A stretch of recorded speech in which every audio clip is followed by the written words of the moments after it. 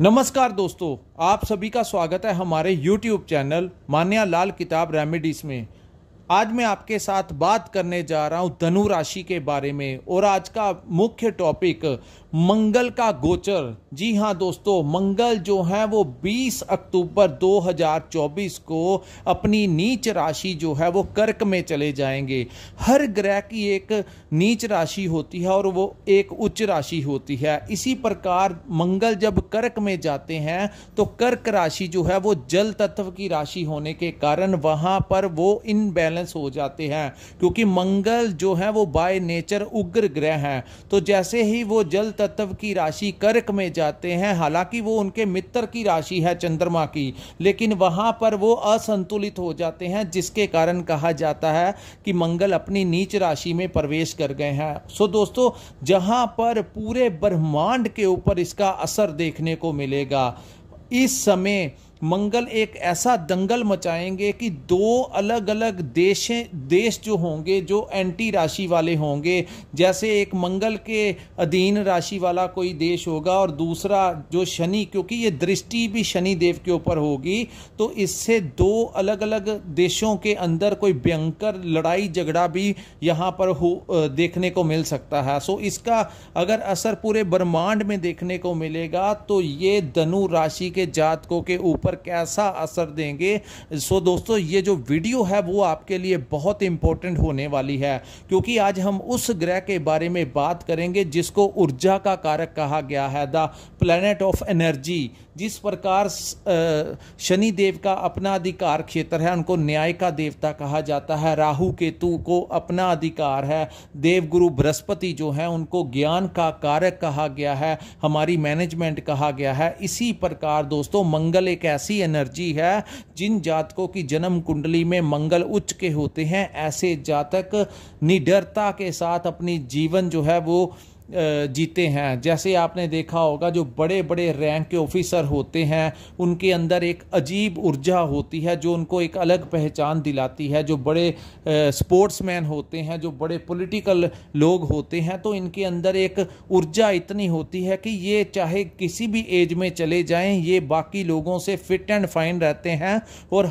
जिंदगी के हर कार्य को बड़े साहस और पराक्रम के साथ करते हैं। और इसी के विपरीत जिनका मंगल खराब होता है, उनके अपने भाइयों के साथ नहीं बनती और उनके पास चाहे पैसा हो, धन हो, गाड़ी हो, लेकिन वो फिजिकली इतने एक्टिव नहीं होते। वो बड़े धीरे धीरे स्लोली अपने कार्यों को अंजाम देते हैं। तो ऐसी चीजें जो हैं हमारे समाज में आपके आसपास देखने को मिलती हैं। कुछ लोग अपने कार्यों को बड़ी जल्दी से, बड़े साहस के साथ करते हैं, और कुछ लोग जो होते हैं वो छोटी छोटी बातों को बड़े धैर्य के साथ और ढीले होकर ही वो कार्य को अंजाम दे पाते हैं। उसका मुख्य कारण होता है कि उनके ऊपर जो मंगल की एनर्जी होती है वो बैलेंस नहीं होती या किसी खराब भाव में होती है। आइए हम बताते हैं कि धनु राशि के जातकों के ऊपर इसका कैसा प्रभाव जो है वो पड़ने वाला है। दोस्तों, ये जो गोचर होगा ये 39 दिन के लिए होगा। ये जो सामने मैंने कुंडली बनाई है, ये आपकी चंद्र राशि के अनुसार धनु राशि की कुंडली है, और जिनका लगन भी धनु है वो भी इस वीडियो को देख सकते हैं। दोस्तों, धनु राशि आपकी ही राशि के अनुसार मंगल जो है वो आपके अष्टम भाव में गोचर करेंगे। एक तो कोई भी ग्रह जब अष्टम भाव में गोचर करता है तो उसको अशुभ ही कहा जाता है। ज्यादातर ज्योतिष शास्त्र में आपने देखा होगा, जब कोई आप ज्योतिष से कुंडली दिखाते हो तो आप देखते हो कि आपका कोई भाव अष्टम में बैठा है। लेकिन दोस्तों, यहाँ पर थोड़ा सा आपको बड़ा धैर्य रखकर ये टाइम जो है वो निकालना पड़ेगा, क्योंकि एक तो मंगल अष्टम भाव में चले गए, ऊपर से अपनी कर्क राशि नीच राशि में, तो यहाँ पर वो नीचता का ही प्रभाव जो है वो देंगे। अब आपको क्या देखना होगा, एक तो गुरु जो है वो आपके इस समय अच्छे नहीं चल रहे, दूसरा मंगल जो है एक एनर्जी जो है वो आपकी अष्टम भाव में चली गई। सबसे ज्यादा प्रभाव क्या होगा दोस्तों, ये आपके 5th हाउस के और आपके 12th हाउस के स्वामी आपके अष्टम भाव में चले गए। पहले हम समझते हैं कि पंचम भाव से रिलेटेड ये क्या परिणाम देंगे। पंचम भाव जो होता है हमारी संतान का भाव होता है। तो सबसे पहले जो लोग प्रेग्नेंट हैं, धनु राशि से रिलेटेड हैं, उन लोगों को ट्रैवलिंग तो बिल्कुल नहीं करनी चाहिए और अपनी प्रेगनेंसी का बिल्कुल ध्यान रखना चाहिए। दूसरा दोस्तों, आपको अपनी संतान से रिलेटेड कोई कष्ट देखने को मिल सकता है, उनके करियर को लेकर, उनकी हेल्थ को लेकर कुछ ना कुछ उतार चढ़ाव जो है उसकी वजह से, या उनकी कोई पारिवारिक डिस्प्यूट हो सकता है, कुछ ना कुछ संतान भाव को लेकर थोड़ा सा कष्ट रह सकता है। दूसरा, यहाँ इस भाव को मैनेजमेंट का भाव कहा जाता है। सो आपकी मैनेजमेंट जो है उस आपकी जो सोच है, आपका जो बुद्धि और विवेक है, उसका जो स्वामी है, जब वो अष्टम भाव में नीच के हो गए तो आपको कुछ परिस्थितियां जो हैं उसको डिसीजन लेने में आपको किसी की हेल्प की ज़रूरत हो सकती है और आप अपने आप को असक्षम महसूस करेंगे। किसी भी प्रकार की मैनेजमेंट को मैनेज करने के लिए, किसी भी परिस्थिति को मैनेज करने के लिए इस समय धनु राशि वाले जो हैं वो अपने आप को थोड़ा सा कई बार हेल्पलेस जो है वो महसूस करेंगे और कुछ परिस्थितियां उनको समझ ही नहीं आएंगी कि इसको सॉर्ट आउट कैसे करना है। और ये चीज़ें हर पहलुओं के ऊपर लागू होंगी, चाहे आप अपना व्यापार करते हैं वहाँ, क्योंकि हर जिंदगी का हर कार्य अपनी बुद्धि और विवेकता के साथ इंसान करता है। और जब परिस्थितियां और जब मैनेजमेंट का जो स्वामी है वही अष्टम भाव में नीच का हो गया तो वहाँ पर वो अपने व्यापार को कैसे मैनेज करना है उसमें कुछ ना कुछ कमी जो है वो रह सकती है। दूसरा, जो लोग नौकरी करते हैं वहां पर भी उनको ऐसा लगेगा कि उनकी राय को दरकिनार कर दिया गया है और कहीं ना कहीं उनको अपने ऑफिस में भी कुछ ना कुछ उतार चढ़ाव का सामना करना पड़ सकता है और परिस्थितियां ऐसी हो सकती हैं जो आपकी समझ से बाहर हो सकती हैं कि आपको समझ ही ना लगे कि मेरे साथ हो क्या रहा है।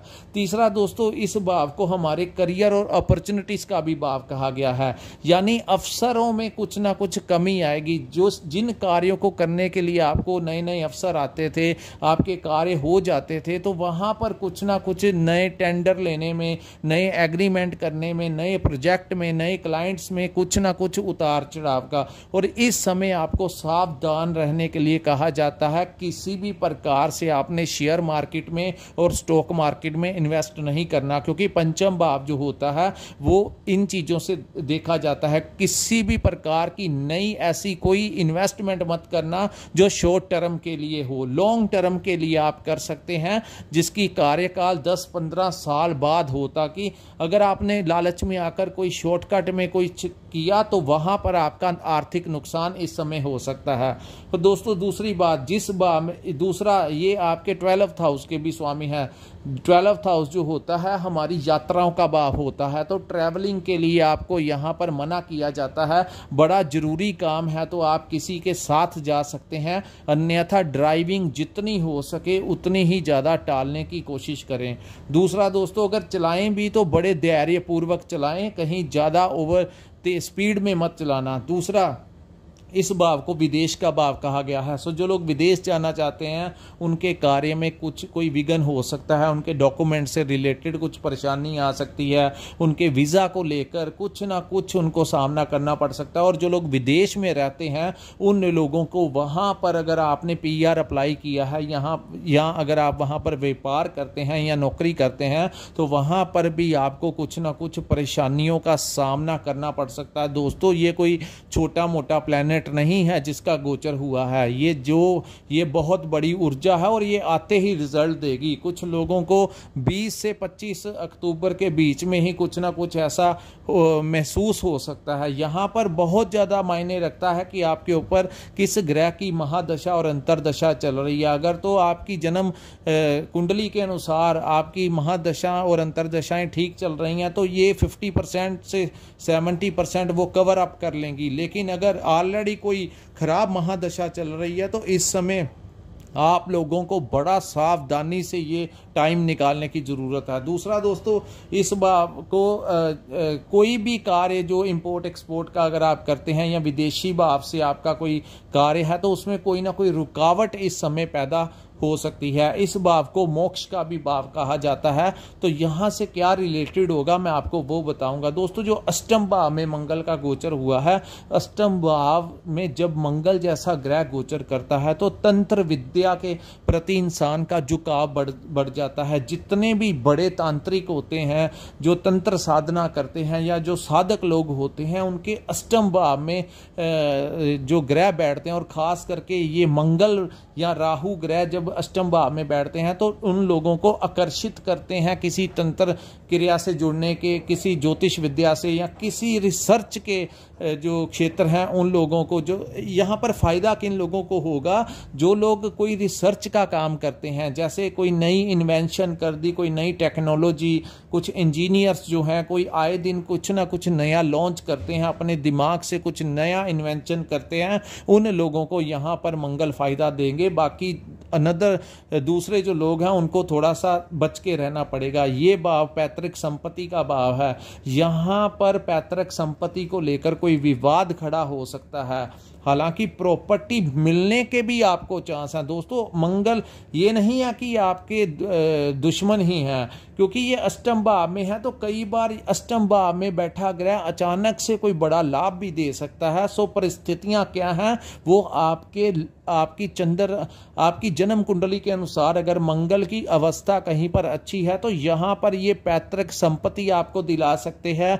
आपको कोई मेडिटेशन के कार्य में, आपको किसी भी ऐसी एनर्जी के टच में लेकर आ सकते हैं। सो जो लोग कोई साधना करते हैं या पूजा पाठ करते हैं उन लोगों को यहाँ पर कोई सिद्धि प्राप्त ये मंगल ही करवा सकते हैं। लेकिन यहाँ पर मैं आपको एडवाइस दूंगा दोस्तों, मंगल जिस भाव में बैठे हैं आपका कोई ज़्यादा नुकसान ना हो, इसलिए आपकी हेल्थ का भी थोड़ा सा आपको ध्यान रखना पड़ेगा। और यहाँ पर आपको हनुमान जी का जितना आप बजरंगबली के मंदिर में मंगलवार के दिन अगर आप मंगल के से रिलेटेड उपाय आप करेंगे तो ही आप ठीक तरीके से सरवाइव कर पाएंगे। अन्यथा मंगल जिस भाव में बैठा है, धनु राशि वालों को ये जो 39 दिन का टाइम है बड़ा सतर्क रहकर चलना पड़ेगा। वो कहते हैं कि समय जब होता है तो ठंडे दूध को भी फूंक मारकर पीना चाहिए कई बार इंसान। सो इसका मतलब कहने का भाव ये है कि आपको बड़े सतर्क रहकर, अवेयर रहकर अपने कदम जो हैं वो आगे बढ़ाने चाहिए। कोई यहाँ पर अपने ससुराल वालों के साथ भी आपका कोई मन मुटाव करवा सकते हैं। आपको अपने पार्टनर के साथ या किसी ससुराल वालों के साथ इस समय कोई भी मन मुटाव मत कीजिए, और अपने बड़े भाइयों के साथ भी आपका विवाद करवा सकते हैं। सो जो लोग अपने भाइयों के साथ चलकर आगे बढ़ेंगे उनका बचाव हो सकता है। जो अपने बड़े भाई, क्योंकि मंगल भाई का कारक है, अपने भाई का आशीर्वाद लीजिए, उनको कोई गिफ्ट दीजिए, उनका आदर कीजिए ताकि मंगल का दुष्प्रभाव आपके ऊपर ज़्यादा असर ना करे। अगर आपने अपने भाइयों के साथ विवाद करने की कोशिश की या किसी भी प्रकार से, चाहे वो प्रॉपर्टी का हो, चाहे वो किसी भी प्रकार से आपने अपने भाइयों का मन दुखाने की कोशिश की, तो मंगल आपकी हेल्थ के ऊपर भी नेगेटिव प्रभाव डाल सकते हैं। सो 12th हाउस जो कि मोक्ष का भाव है, तो यहाँ पर मंगल आपको किसी ऐसी एनर्जी के टच में लेके आ सकते हैं जिससे आपको कोई बड़े आध्यात्मिक गुरु जो हैं वो मिल सकते हैं। आपके सर पर कोई गुरु हाथ रख सकते हैं। आप चाहे किसी भी धर्म से रिलेटेड हो, आपका मेडिटेशन जो है वो उसका स्तर जो है वो बहुत ज़्यादा बढ़ने की कोशिश जो है इस टाइम पीरियड के दौरान हो सकती है। यानी कि दोस्तों बहुत ज़्यादा चांसेस होंगे इस समय आप किसी तांत्रिक जो तंत्र साधना करते हैं उनके साथ आपका कोई मुलाकात हो जाए, चाहे वो आप अपने कार्य के लिए करें, चाहे किसी भी प्रकार से आपका किसी के साथ यहाँ पर मुलाकात जो है वो जरूर होगा। और ध्यान रखिए अपने ससुराल वालों के साथ, यहाँ पर जब मंगल अष्टम भाव में आए हैं तो आपके उनके साथ कोई बड़ा विवाद करवा सकते हैं। और रिश्ता जो आपका लंबे समय से अच्छा भी चल रहा हो, चाहे वो पैसे के लेन देन की वजह से कुछ ना कुछ खराबी डाल के आपका रिश्ता उनसे टुड़वाने की पूरी कोशिश यहाँ पर मंगल करेंगे। सो आपको थोड़ा सा ध्यानपूर्वक चलना चाहिए।